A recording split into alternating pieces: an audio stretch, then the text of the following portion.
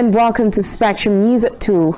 I am Rachel David White, coming to you live from the beautiful hills of Ibiakoran. Let's take a look at the headlines. President Buhari signs 2023 budget into law. Labour Party hails Obasanjo over endorsement of presidential candidate Peter Obi.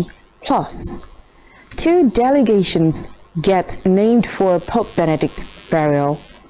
We will bring you details of his stories and more in a moment.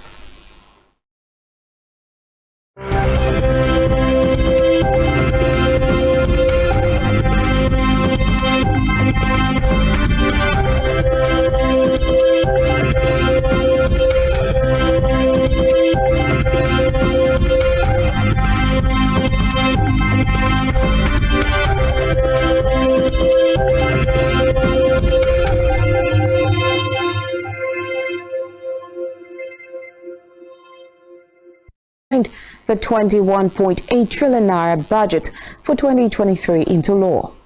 The president said the signing will avoid delay in the 2023 budget implementation. He further urged the National Assembly to consider their decision on his administration's loan request. President Buhari has tasked ministries, departments and agencies and institutions of government to gear up the revenue generation process as his administration draws to a close. He also stated that the budget will celebrate the implementation of the critical measures aimed at improving the Nigerian business environment while ensuring that the welfare of the people. The budget increased from 20.5 trillion naira in October to 21.8 trillion naira. Meanwhile, the leadership of the Labour Party, LP, has saluted the courage of the former president, Olusegun Obasanjo, for publicly endorsing its presidential candidate, Peter Obi, describing it as a worthy New Year gift. The leadership of the Labour Party expressed excitement in response to the endorsement, stating that, so far, it has been one of the greatest gifts that the Labour Party will ever have. Recall that Obasanjo, in a statement signed by his spokesperson, Kehinde Akinyemi, stated that the former Anambra State governor has an age in the February 25 poll. Reports say hours after his endorsement, the All Progressives Congress APC and the People's Democratic Party PDP Presidential Campaign Council criticized. In another development, the head of the International Monetary Fund IMF, Kristalina Georgieva, has said the world economy is in for a tougher year as it projects 1/3 of the globe sliding into recession. According to the IMF reports, the year 2022 has seen various countries suffering the ripple effect of the ongoing Russia-Ukraine conflict, the resurgence of the COVID-19 virus in China, as well as the stifling inflation indices, not just on the African continent, but among some of the biggest economies. While explaining the IMF's October global economic growth outlook for 2023, the 59-year-old economist also noted that the Chinese economy should also expect slow growth as they continue to fight the pandemic that has affected global production. In a separate development, oil marketers have projected fuel queues at filling stations across the country, which may still persist if consumers and motorists continue to buy the product at selected filling stations, dispensing the products below 200 naira per litre. The National Operations Controller of the Independent Petroleum Marketers Association of Nigeria, Mike Osatuyi, said the lingering queues at some filling stations were caused by consumers who insisted on buying the fuel at cheaper retail outlets. Reports say the independent for the direct supply of petrol to IPMAN members at government-regulated price of 148 naira per litre starting this month. Away from that, as the world welcomes the new year 2023, Africa has gotten set to do things differently as there have been key notable dates in the year earmarked to usher in new government in 24 countries. Gabon, Liberia, Libya, Madagascar, Sierra Leone, South Sudan, Somaliland, Sudan, and Zimbabwe will be conducting their presidential elections this year. Other countries, which include the Central African Republic, Comoros, Cote d'Ivoire, Djibouti, Egypt, Ghana, Guinea, Guinea-Bissau, Mali, Togo, and Switzerland will be getting ready for regional districts, stated its commitments to ensuring that there would be a free, fair, and credible election scheduled to hold on the 23rd of February. In another development, former Imo State Governor Ikedu Ohakim has narrated his near-death experience following unexpected attacks by unknown gunmen who opened fire on his convoy. Ohakim recalled that he missed death by whiskers during the incident at the Ehime Mbano local government area. He said they were driving between Ishiala Mbano and Ehime Mbano when the motorcade was ambushed at Umwala Maku. The former governor said they were targeted from behind with a barrage of shots while being pursued. He claimed he was with his son and daughter during the incident. Ohakim confirmed the death of 4 security personnel and the driver. 23 elections has commenced. Nigerians and Akwa Ibom have been urged to collect their permanent voter cards, PVCs, which have been described as their power to effect the necessary changes they desire to see in the next dispensation of leadership in the country. The Publicity Secretary, Inter-Party Advisory Council of Nigeria, IPAC, Reverend Enebiot's introduction of bivers by the Independent National Electoral Commission, INEC, has blocked all loopholes that could be explored for election rigging. He urged for all political parties in the state to unite in moving the state forward instead of indulging in infighting and trying to thwart the peace enjoyed in the state. Then pans during President Macky Sall's end-of-year speech. The demonstrations and Meet Friday's protests were intended to demand legal actions after a report on the mismanagement of anti-COVID funds.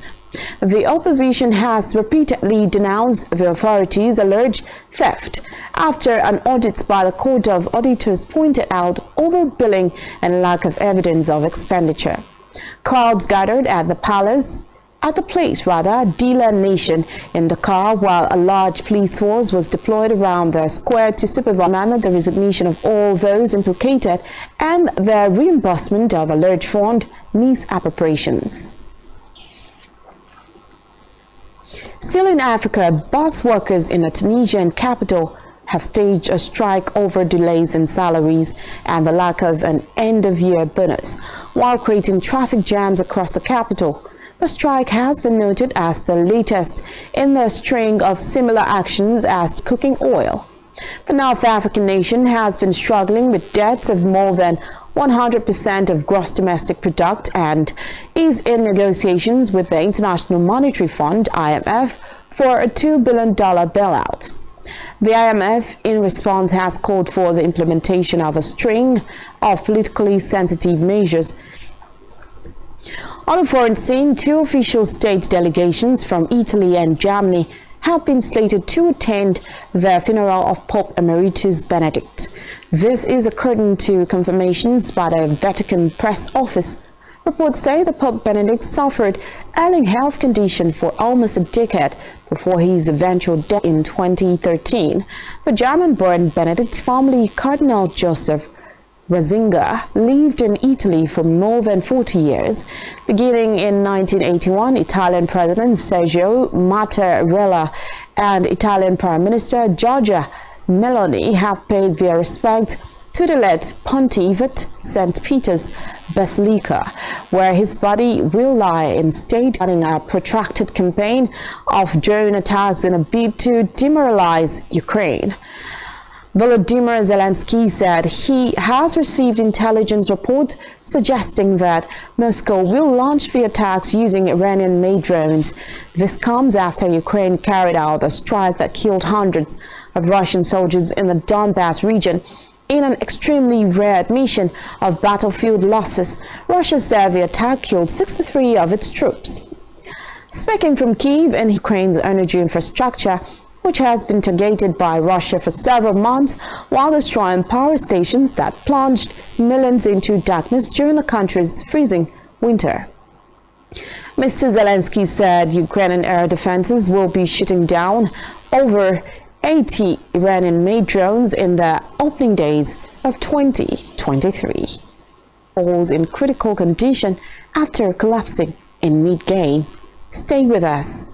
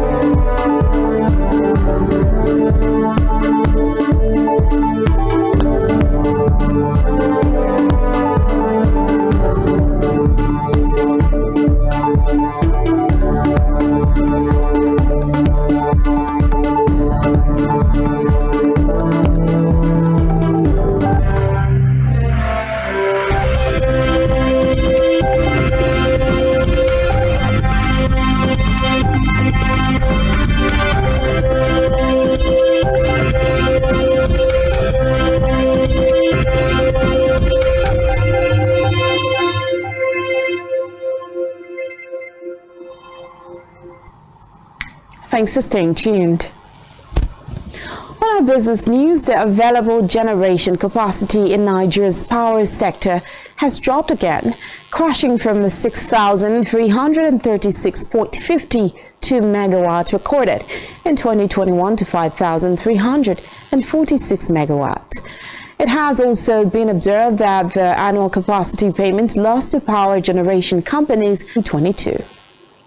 Figures obtained from power generation companies indicate that while the average quantum of electricity utilized in 2021 was about 4,118.98 megawatts, it dropped to 3,940 megawatts.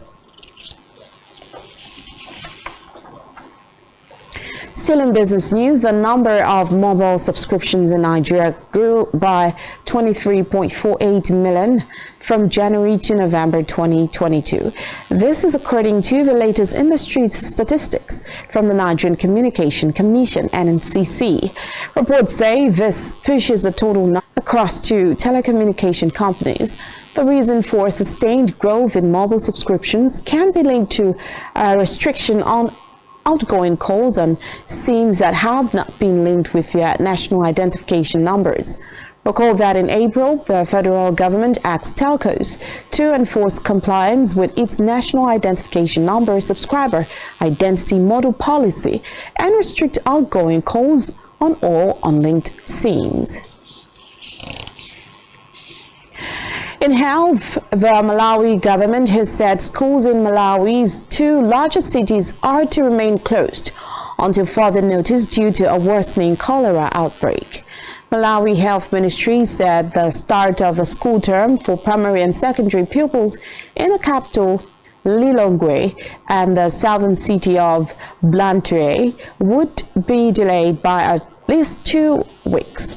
Health Minister Kumbize Chiponda said in a statement the postponement was due to the recent and continuing increase in the number of cholera cases and deaths, adding that authorities regret any inconveniences caused by the late advice taken solely in the interest of the safety of the children.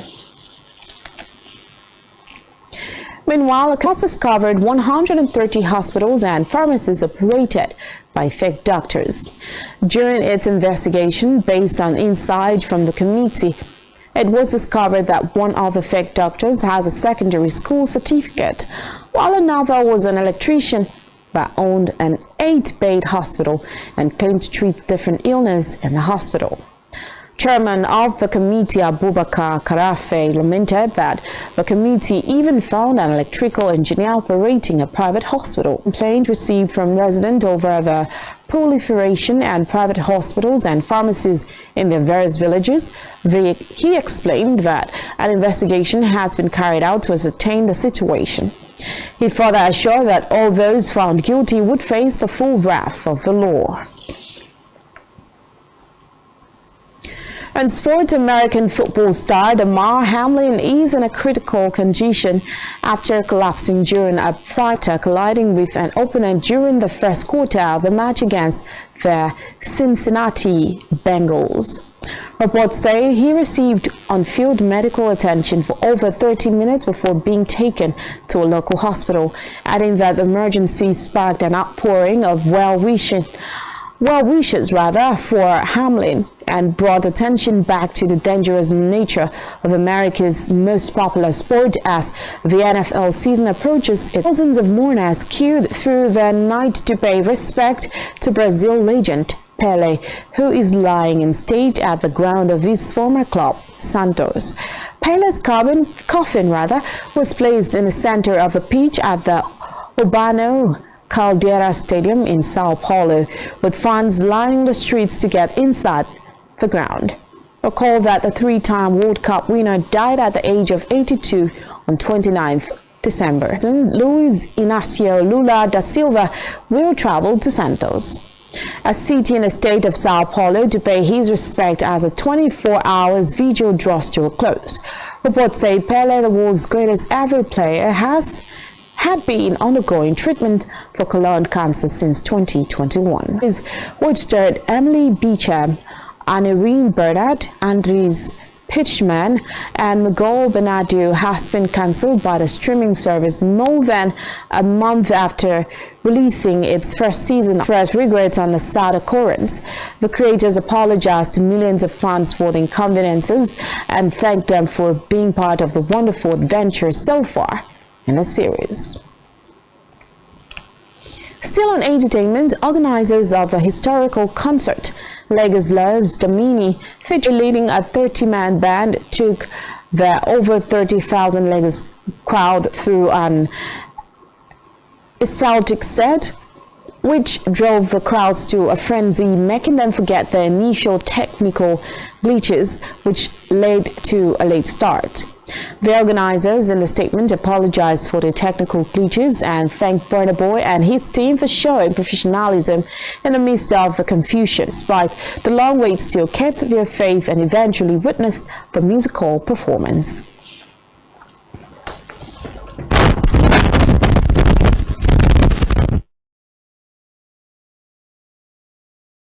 And that's all we have for you at this time. Do ensure to follow us on social media and subscribe to our YouTube channel, all of which you can find on our website, spectrumtv.ng. You have been watching Spectrum News at 2. I am Rachel David White. Good afternoon.